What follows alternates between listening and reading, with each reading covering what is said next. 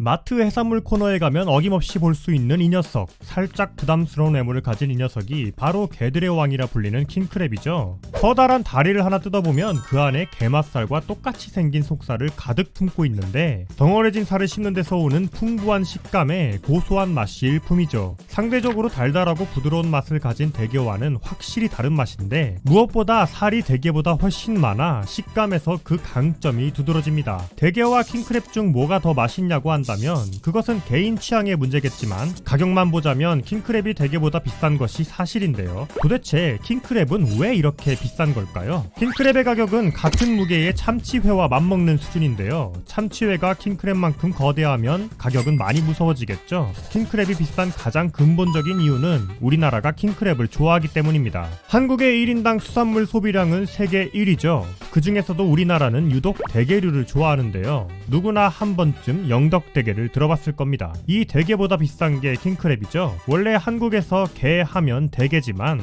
킹크랩 소비 또한 빠르게 증가하고 있습니다. 가끔 킹크랩과 대게를 헷갈리시는 분들을 볼 수 있는데요. 킹크랩은 다리가 8개고 대게는 다리가 10개죠. 킹크랩은 대부분 러시아에서 수입되고 동해에선 잡히지 않지만 대게는 동해에서 가득 잡아올 수 있죠. 그런데 문제는 킹크랩을 좋아하는 게 우리나라뿐이 아니라는 점이죠. 킹크랩은 예로부터 고급 식자재로 동서양을 가리지 않고 갑각류의 최고 진미를 고르라면 단연 킹크랩은 빠지지 않는 단골인 것이죠. 실제로 유명 영국 요리사 고든 램지는 노르웨이의 바다 얼음을 깨고 들어가 직접 킹크랩을 잡아오기도 했는데요. 갓 잡은 킹크랩의 다리를 바닷물에 삶아 먹는데 보기만 해도 군침이 싹 돌죠. 그런데 서양 친구들은 게의 다리만 먹고 몸통은 버린다고 하네요. 킹크랩의 다리살을 좋아하는 서양 친구들은 이 킹크랩 다리살을 온갖 음식에 넣어 먹고 있죠. 킹크랩 샐러드, 킹크랩 과일 후식, 킹크랩 샌드위치, 킹크랩 파스타, 킹크랩 볶음밥, 킹크랩 햄버거 등 자기네들 음식이란 음식에는 다 넣는 것 같죠. 이처럼 동서양을 막론하고 킹크랩을 사랑하다 보니 공급이 수요를 따라가기가 벅찬 것이죠. 킹크랩은 양식도 되지 않기 때문에 시중의 킹크랩은 전부 다 자연산인데다가 킹크랩을 잡는 것은 매우 어렵고 위험하다고 하죠. 킹크랩은 추운 바다에 살아서 킹크랩을 잡으려면 북쪽으로 많이 올라가야 하는데 알래스카 베링 해협의 기온은 영하 30도까지 떨어진다고 합니다. 또 파도와 바람은 태풍급이라 배가 뒤집힐 위험까지 감수해야 하죠.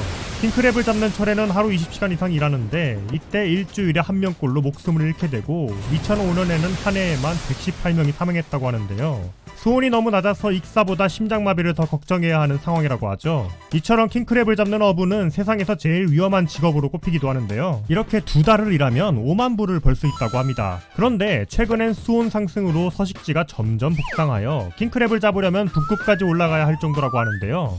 이렇게 산지가 멀어지면 물류 가격은 더 올라가게 되죠. 특히 갑각류는 스트레스에 예민해서 산지에서 멀어질수록 상태가 안 좋아지는데 배송기간이 길어질수록 스스로 다이어트를 해서 먹을 살이 다 없어진다는 것이죠. 그 중에서 킹크랩은 특히 까다로워서 수온을 냉장실 수준으로 맞춰주어야 하고 풍부한 산소를 공급해줘야 하는데 설상가상으로 킹크랩은 한 마리가 죽으면 줄줄이 따라 죽는 습성까지 있어 집단 폐사 위험도 있다고 하죠. 이런 킹크랩의 포획량도 당연히 제한되고 있습니다. 부화한 알이 킹크랩이 되기까지 10년의 시간이 필요하다 보니 무분별한 포획은 킹크랩의 멸종을 불러올 수도 있기 때문인데요. 최근 킹크랩 산지의 정부들이 킹크랩 포획을 보다 엄격하게 관리하고 있다고 하죠. 그런데 더욱 무서운 것은 최근 중국의 킹크랩 소비량이 점점 올라가고 있다는 것입니다. 아보카도 역시 중국이 맛을 들이자 순식간에 품귀 현상이 일어나면서 전 세계적인 가격 폭등을 가져온 역사가 있죠. 게다가 FTA로 관세가 철폐된 캐나다산 랍스터와 다르게 아직 FTA가 체결되지 못한 러시아산 킹크랩에는 20%의 관세까지 적용되고 있는데요. 이런 킹크랩의 마리당 무게는 대게보다 5배 이상 무겁지만 포획량은 대게의 4분의 1 수준에도 못 미치니 비쌀만 하죠.